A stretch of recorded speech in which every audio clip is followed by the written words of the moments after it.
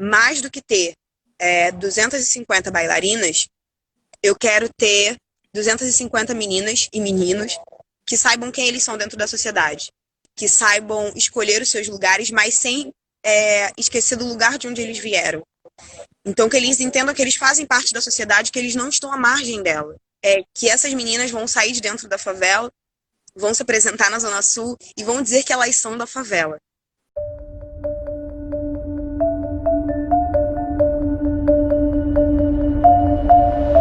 Oi, gente! Agora a gente vai ter a Tuane com a gente. Oi, Tuane, tudo bem? Você Oi, consegue me ouvir? consigo. Eu estou muito feliz em ter você aqui com a gente hoje para você poder contar um pouquinho sobre as suas experiências e para ajudar os jovens a encontrarem um pouco mais do campo de atuação deles e você contar como foi para você encontrar isso.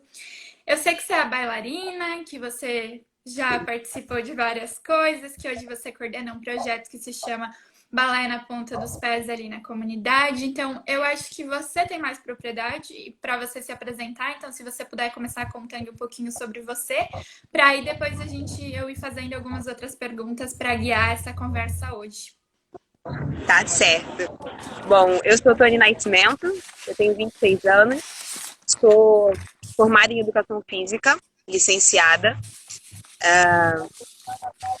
Sou bailarina clássica desde os 5 anos, comecei em projeto social e, e fui trilhando em várias outras instituições de projetos sociais também, Vilas Olímpicas, enfim, pequenas, pequenas ações governamentais, mas não dentro do Complexo do Alemão, que é onde eu resido. Na época, não tinham esse tipo de núcleo, então eu tinha que ir para outras favelas para poder ter acesso à arte e à cultura, que era o que eu queria tanto fazer. Bom, eu em 2000 comecei nas Vilas Olímpicas, até que abri uma Vila Olímpica dentro do Complexo Alemão, mais ou menos no ano de 2008. E lá eu comecei a fazer balé clássico e ginástica rítmica.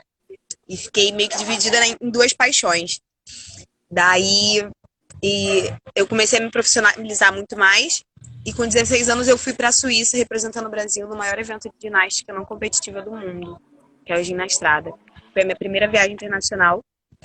Mas ali eu ainda não me via como uma profissional da dança e ainda não me via tão capaz assim. Eu fui começar a me entender enquanto profissional quando eu vejo que eu não conseguia fazer nada além de dançar, não conseguia ter outro amor a não ser esse. E eu vi isso quando eu cheguei aos 18 anos e precisava trabalhar para ajudar minha família e tudo mais. E aí eu parei de dançar.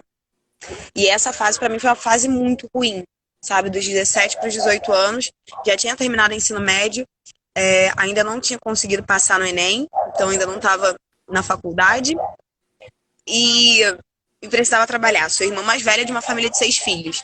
Então eu comecei a me ver naquela situação de, poxa, eu preciso ajudar a minha mãe também e não dá mais para me ficar brincando de ser bailarina. Então daí eu comecei a trabalhar e no meu contraturno eu ia para a quadra do Morro do Adeus, que é a única quadra que tem na comunidade, e treinava sozinha. Dali eu comecei a me ver mais profissional da dança, sabe? Quando na verdade eu não tinha mais nada. Faz muito sentido e eu acho incrível que você coloque isso pra gente. E eu queria entender um pouquinho mais como é que você localiza o teu trabalho na luta pela equidade de gênero dentro desse campo de atuação, sabe? Que você trabalha com meninas, que você ajuda essas meninas para elas se encontrarem. E como é que é essa luta para você também? É uma luta constante, porque primeiro que o balé clássico eu considero, apesar de ser arte que eu amo fazer, ele é uma dança eurocentrista, então, e muito embranquecida. Então, para mim, enquanto mulher preta dentro da favela, é meio que um local inadequado para mim, digamos assim, diante das setas que a sociedade me indicam. É como se aquele lugar não fosse para mim. Então, levar isso para as minhas alunas foi um pouco difícil, levar a questão da musicalidade clássica, levar a realidade da dança clássica. Então, ao longo do tempo, isso foi mesmo sendo trabalhado dentro delas. E a gente trabalha muito também dentro do projeto a questão da sua identidade local, a questão de quem elas são dentro da sociedade, de como elas devem se portar, ou como elas querem também se portar. Então, é bem bom. Considerando então isso do balé da ponta dos pés e do projeto, como é que você descreveria o teu processo pessoal de se descobrir como feminista, ativista e agente da mudança, sabe, nessa sociedade? E como é que você encara os recortes dessa luta hoje, a partir de tudo que você conquistou pelo projeto? Eu digo que hoje quem eu sou, a Tuane Nascimento, ela se deve totalmente ao projeto Na Ponta dos Pés. Eu não seria a pessoa que eu sou hoje, não falaria como eu falo hoje, eu não defenderia as minhas lutas e as minhas causas sem o projeto. Eu precisei, de fato, botar a cara, eu precisei ter voz. Então, eu amadureci muito enquanto mulher depois do projeto. E pensar nisso é muito louco, para mim é muito intenso ver o quanto a gente se forma a partir do momento que a gente não espera que o Estado faça pela gente. Sabe, eu comecei a ver quem eu era a partir do momento que eu precisei fazer por mim, fazer pela minha favela e não esperar que o Estado fizesse, não esperar que o Estado fornecesse. Agora, quanto a ser feminista, eu não me considero assim, eu não tenho esse rótulo. Apesar de falar muito sobre e levar algumas falas e algumas lutas para dentro do contexto do projeto. Mas o rótulo de feminista eu não tenho para mim, porque eu acho que tem algumas falas e algumas lutas que ainda não me pertencem. E também não gosto muito de fazer determinados recortes. Mas é isso. Acho que o recorte hoje da sociedade para o projeto é muito rico. Eu acho, por exemplo, o que eu falo muito é que a gente não tem um assistencialismo no projeto, a não ser agora nesse momento de pandemia. Então, eu não fornecia nada até esse ano, nada para as minhas alunas a não serem as aulas de balé, as aulas de dança. Então, elas não tinham lanche em troca para elas estarem ali, elas não tinham alimento em troca, não tinham nenhum benefício a não ser o próprio acesso à arte. E o que eu retiro disso é que a favela, as crianças, enfim, elas respiram e necessitam muito de arte, educação e cultura. Sim, eu E acho. isso tem a parte dele. Não, pode continuar.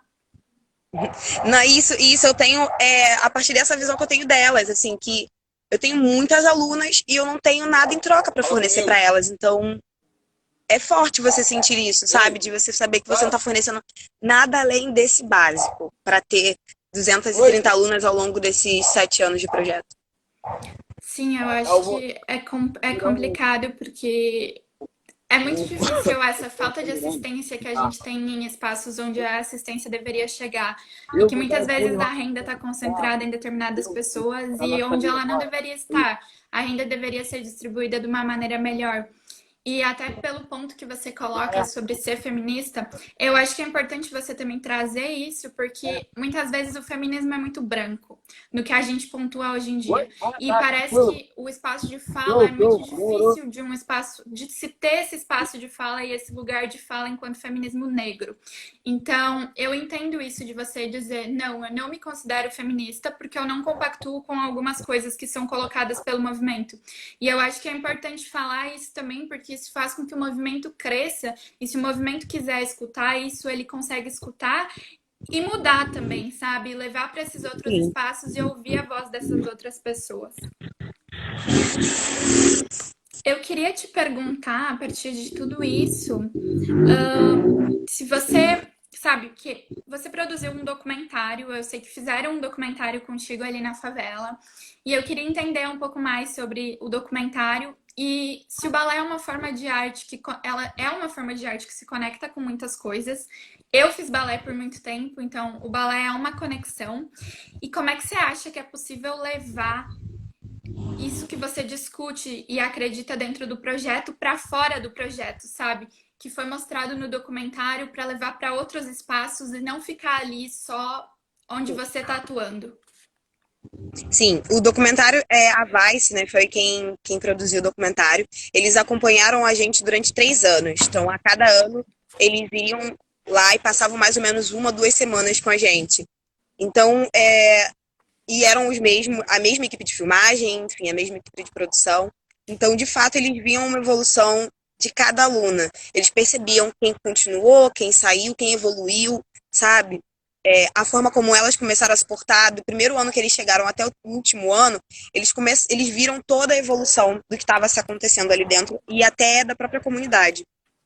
E, e foi muito, muito forte a forma como eles transmitiram tudo isso, sabe? Porque eu me preocupava muito em como que seria editado esse documentário.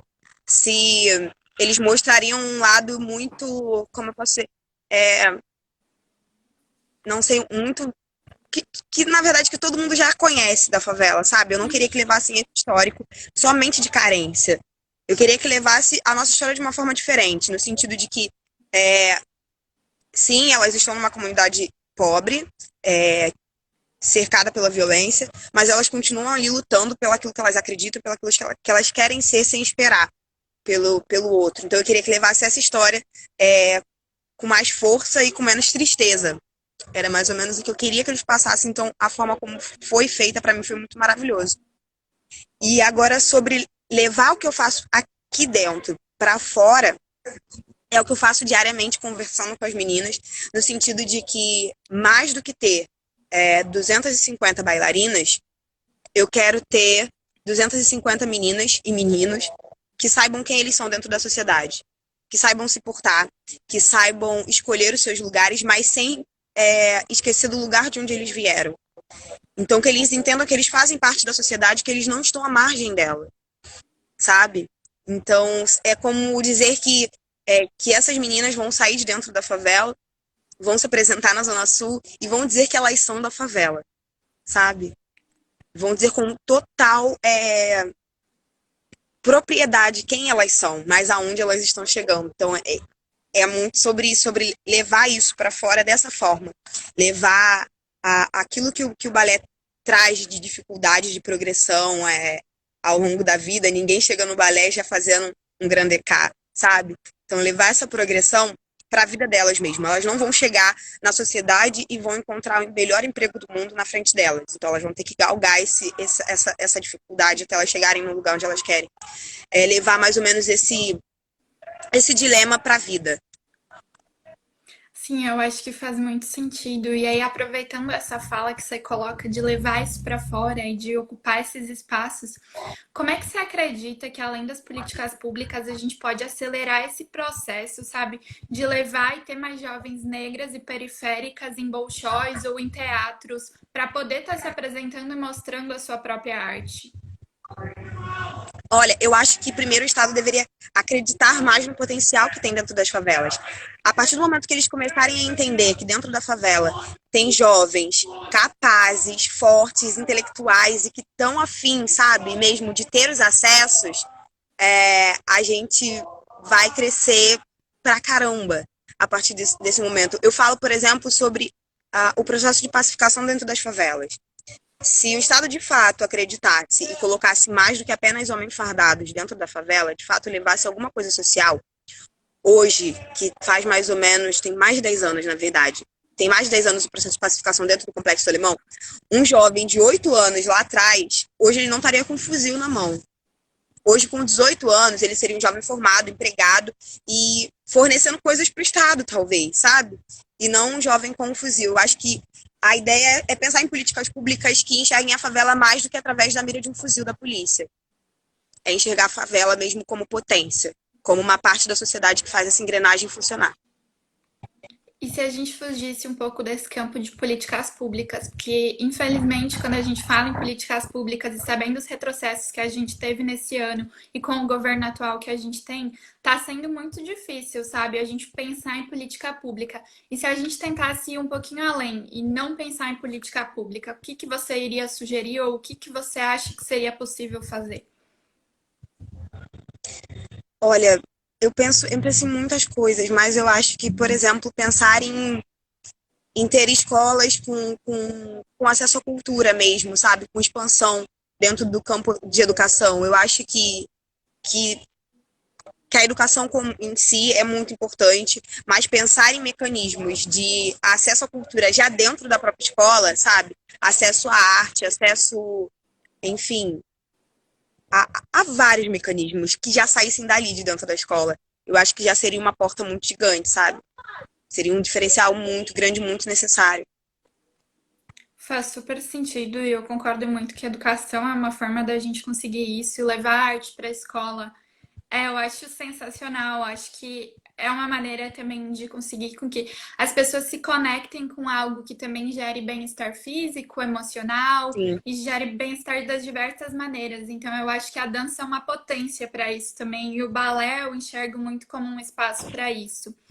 E aí, pensando sobre isso, eu queria entender, assim, mais, agora é um pouco mais até sobre a visão das meninas e o que você sente em relação a isso. Que a dança e as meninas, elas se conectam de uma maneira e elas são uma possibilidade de poder mostrar, sabe, que existe esse universo de uma outra forma. E aí, com isso, como é que é esse processo de percepção das meninas para elas perceberem que a partir da dança elas podem ir além e podem ocupar outros espaços? Bom, aqui comigo, eu acho que eu precisei caminhar num outro lugar, por exemplo. Eu precisei levar a dança clássica para um outro lugar que eu não vejo em escolas normais de balé clássico. Então, é muito difícil para mim fazer com que as meninas entendam como ser um cisne de um lago do cisne, já que elas nunca viram um cisne, já que é uma coisa que é totalmente fora da realidade delas. Então eu comecei a pensar em coisas que fossem palpáveis para a história delas, para que elas levassem isso para a vida. Então a gente começou a pensar em que espetáculo a gente precisa fazer, o que a gente precisa falar, o que de fato a gente vai fazer aqui dentro que vai fazer elas pensarem e levarem isso para fora, para a vida delas. Então ano passado, por exemplo, a gente fez um espetáculo, foi totalmente autoral, assim, eu escrevi, mas foi em conjunto com as meninas. Vinha as questões, as dúvidas vieram a partir delas. E daí a gente decidiu, então vamos falar sobre isso no espetáculo? E foi ótimo para mim. Então elas começaram a questionar. No passado a gente estava nessa alta de falar muito sobre a violência contra a mulher. E elas me vieram com muitas dúvidas e questionamentos sobre isso. E a gente fez várias rodas de conversa, daí surgiu a ideia de fazer um espetáculo voltado para isso. O espetáculo foi chamado Quem é Você? Que contava a história de mulheres ao longo do tempo e a forma como elas eram vistas e como elas queriam ser vistas hoje. E todo o roteiro foi trabalhado em conjunto com elas, com histórias relatadas por elas, por coisas que elas queriam falar, mas não sabiam como falar, enquanto filhas de mulheres que sofriam agressão. E então, o espetáculo ficou forte, ficou lindo, ficou tocante, mas eu acho que muito a partir desse sentido, de levar coisas para elas que eram palpáveis. E coisas que fizessem ela, de fato, refletirem. Porque eu acho que é muito difícil você levar quebra-nozes e fazer meninas de favela entenderem quebra-nozes. Fazer meninas de favela entenderem Copélia. Não que isso não compita a elas, sabe? Que não seja uma competência que elas venham a ter. Mas é muito mais difícil você trazer uma emoção dentro de histórias que são totalmente brancas e estão totalmente fora do contexto histórico dessas meninas. Sim, super. Eu acho que buscar a realidade, representar a realidade local é o que faz muito sentido. E eu fico muito feliz em saber que vocês foram atrás disso e que você também roteiriza, sabe? E cria isso para as meninas para possibilitar esses espaços para elas. Então, é genial, é fantástico. Ah, eu acho que uma última pergunta, assim, para depois eu abrir perguntas para o público. Seria para você dar dicas para as meninas hoje, sabe? Para elas se encontrarem na dança e para se engajar enquanto ativista na dança ou na arte. Se você pudesse falar um pouco sobre isso, porque tem muitas meninas aqui assistindo que estão se inspirando na tua trajetória, no que você fez, no projeto que você fez. Então, de que maneira dá para levar isso para outros espaços, tanto na comunidade quanto fora da comunidade? E que dicas você daria para as pessoas se encontrarem nesse espaço da dança ou até mesmo em outros espaços? A primeira dica que eu dou é seja verdadeira com você mesmo. Seja verdadeira com as suas próprias escolhas. Então, por exemplo, quando eu parei de dançar para trabalhar, eu estava sendo totalmente incoerente com a minha verdade, com a verdade de quem eu sou e do que eu queria ser. Então, sejam verdadeiros com vocês.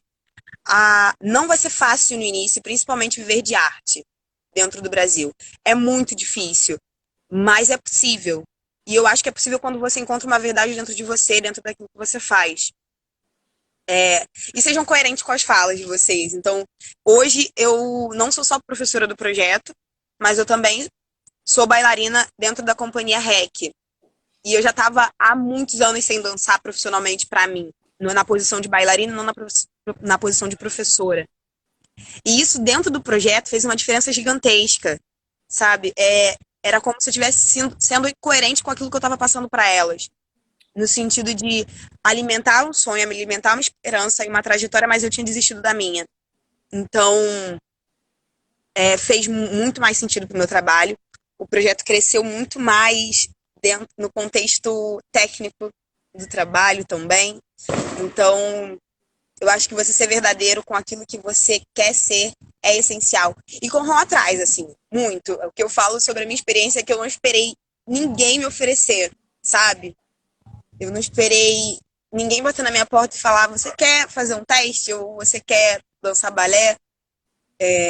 Eu fui atrás, muito, de várias coisas, de vários lugares. Recebi vários nãos, mas até que um momento veio sim. Então, eu acho que é mesmo você acreditar em você, ser fiel ao seu desejo e correr atrás. Veio uma pergunta agora pra gente, eu acho incrível que você pontua e até vai muito de encontro com a fala da primeira live que a gente teve hoje com a Bia Fioretti, que ela falou de você encontrar a tua verdade e seguir esse caminho. E você também pontua isso de uma forma muito brilhante. Mas uma pergunta que veio dos nossos espectadores, que eu achei que é fantástica, é que foi sua maior dificuldade em se incluir num ambiente harmonicamente branco e urbano? Porque o balé é muito branco e é urbano também. Então, como é que foi essa dificuldade para você, até a nível pessoal, sabe? Não em termos tanto de projeto, mas a nível Tuane mesmo. Minha maior dificuldade foi acreditar que eu era capaz, sabe? Acreditar que eu tinha um potencial. Então, fazer vários testes para várias companhias de balé clássico e não passar, e não por conta, depois de um tempo, eu fui entender que não era por conta da minha capacidade técnica, e sim por conta do padrão branco necessário dentro daquela companhia. Isso me incomodava, isso para mim era muito dificultoso, sabe? Era uma dificuldade muito grande, porque eu começava a desacreditar do meu potencial. Mas o problema não estava mais no meu potencial. Não estava ali. Estava numa outra estrutura, sabe? Estava numa coisa estrutural mesmo. Então, essa para mim foi a maior dificuldade, sem dúvida. Porque isso, conforme você vai recebendo vários nãos, sabe? Você começa a pensar que você está no lugar errado. Você começa a receber setas mesmo de que você, enfim, aquilo ali não é para você. E você começa a entender que você não é capaz, gente. Eu sou muito ruim, porque não é possível que nenhuma companhia me quer. Você começa a pensar desse jeito. E como é que você quebra esses estereótipos dentro do projeto com as meninas, sabe? Para elas não se frustrarem porque o ambiente ainda é majoritariamente branco. Como é que você quebra isso com as meninas?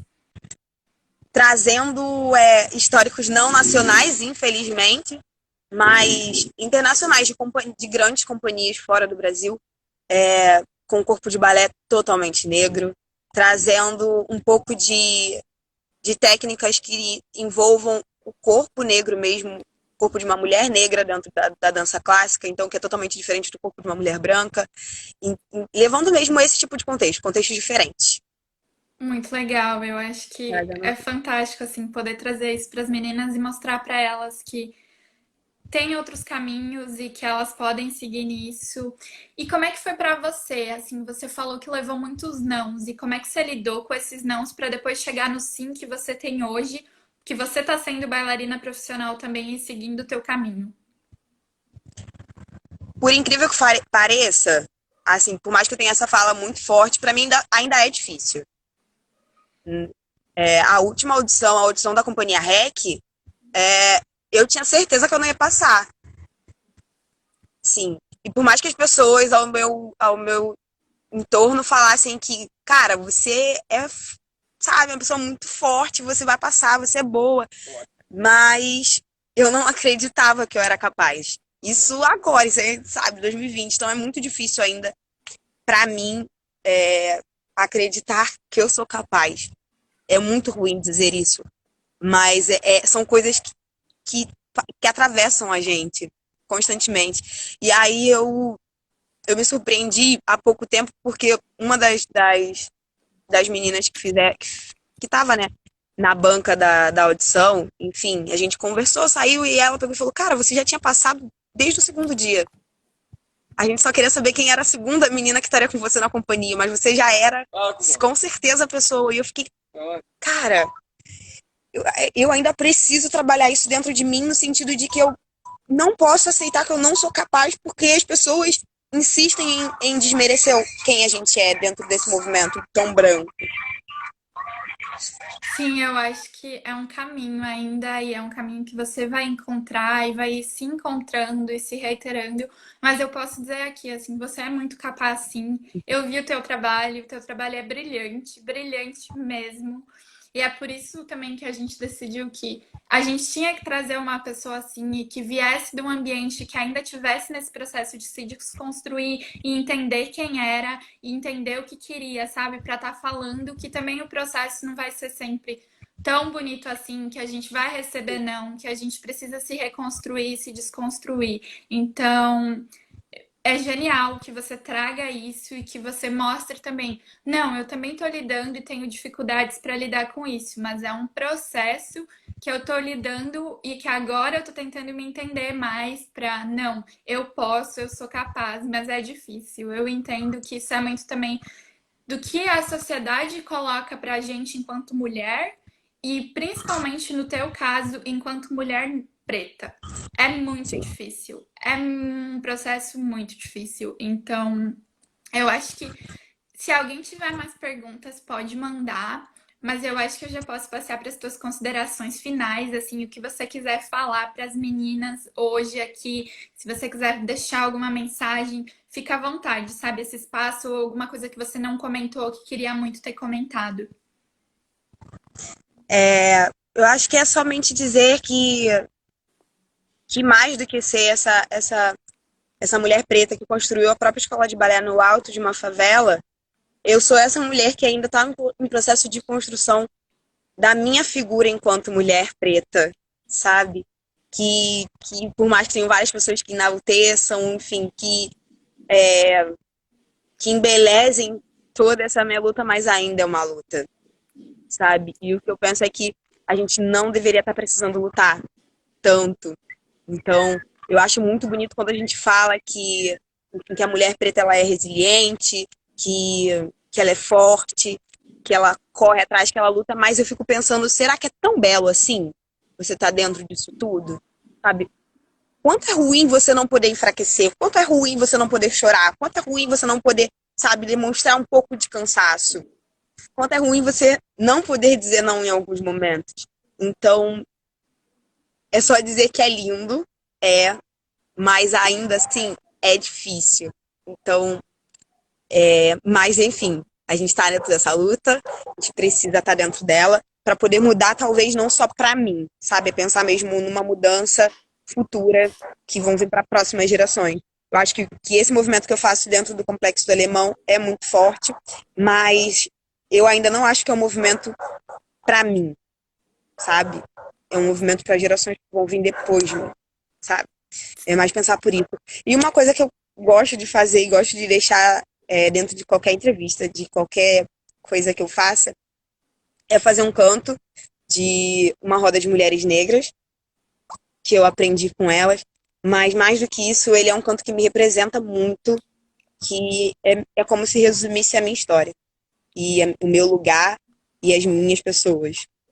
E eu vou fazer eles para poder encerrar aqui com vocês. Um menino no morro, segurando a sua dor. O menino no asfalto, sem saber o que é o amor. A pessoa perdida, se cruzando no pé.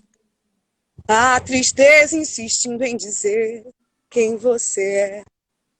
As crianças brincando e pô, já morreu. As meninas dançando e toma que o filho é teu.